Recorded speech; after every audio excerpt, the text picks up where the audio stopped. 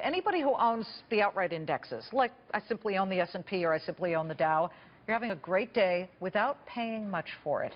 Over the past 3 years, investors from pension funds to endowments to the retail investor have figured that out. They've dumped nearly $1.3 trillion into index tracking funds while pulling more than $250 billion out of actively managed funds.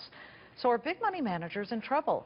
Here to make his case for active investing, Janney Montgomery Schott, Chief Investment Strategist Mark Luschini. All right, Mark, go for it. Make this case. I'm looking at it, well, I'm making money today, and I barely paid any fee for it. Well, I think there's room for passive investments in a portfolio, Liz, but I think the call for the death of active managers is a bit premature.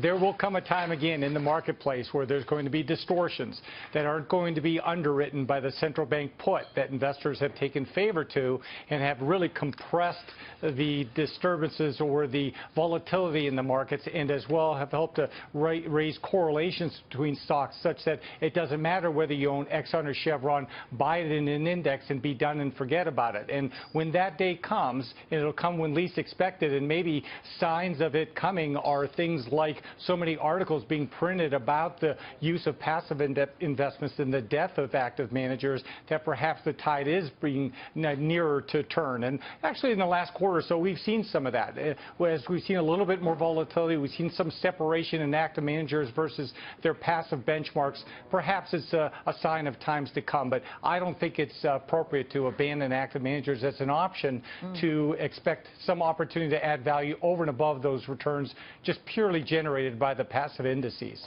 You know, it's the old, once it's on the cover of Time magazine, it's wrong. Exactly. Or it's too late. That's what I'm hearing you say. Well, give me an example of what you're telling your clients right now. If you were to throw out 3 picks at the moment, you know, tell me what's behind it and what an active manager and the work you put into making these picks, actually how it was formulated and what it had to do with putting these forth. Sure. I mean, if you're going to have a chance to outperform an index over time, you have to pick stocks that look somewhat different, either by weighting or sector balances that are different than the market at large, and be prepared to go through periods in time when your returns are going to be disparate from that of the benchmark. But a couple of picks that we like right now, AT&T, I mean, you're talking about a valuation of 14 times forward in an S&P 500 that's trading at 17 times forward. So I think you get better valuation support if we see this corrective phase we seem to be in the midst in at the moment carry on, and it plays almost a 5% dividend yield. We like CVS. Here's a stock that's gotten clobbered along with a lot of healthcare related stocks over the last few months, down some 20% from its most recent peak, still experiencing good store traffic, and the demographic support is clearly in place for more rather than less drug usage going forward, prescribed drug usage, that is. Right. And you know, again, last but not least, if you look at the retailing space, the performance is hardly uniform, but the one sector we know that's doing well is e-commerce retailing. People are spending, consumers are spending, and we think will continue to, and therefore look at a company like Federal Express that at the end of the day has to move the packages around the world that people are buying from their homes. Yeah, well, let me tell you something. If I can avoid walking into a store, especially when the weather's bad here on the East Coast, I'm doing it. Mark, you've got more than $70 billion in assets under management at Janney. As you look at the election, we've got the final debate tomorrow night, and people feel that some of the rhetoric negatively affects the markets or scares people.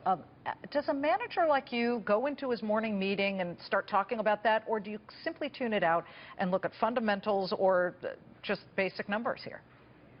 Well, it certainly can't ignore some of the rhetoric that's become increasingly rancorous between these candidates, both of which are highly unfavorable in terms of presidential election cycles since Dwight Eisenhower. But, you know, that said, I think longer term we're looking at who's going to occupy not just the White House, but the chambers of Congress, because that's what matters. And the standoff in terms of who would win the election, Hillary Clinton, more the status quo than the more unconventional candidate in Donald Trump, and then who obviously occupies the House and Senate, actually does have an influence on the markets longer term. But we're not doing anything in advance of the election on November 8th that would change our portfolio construction. It's much more fundamentally driven. Mark Luschini of Janney, thank you so much.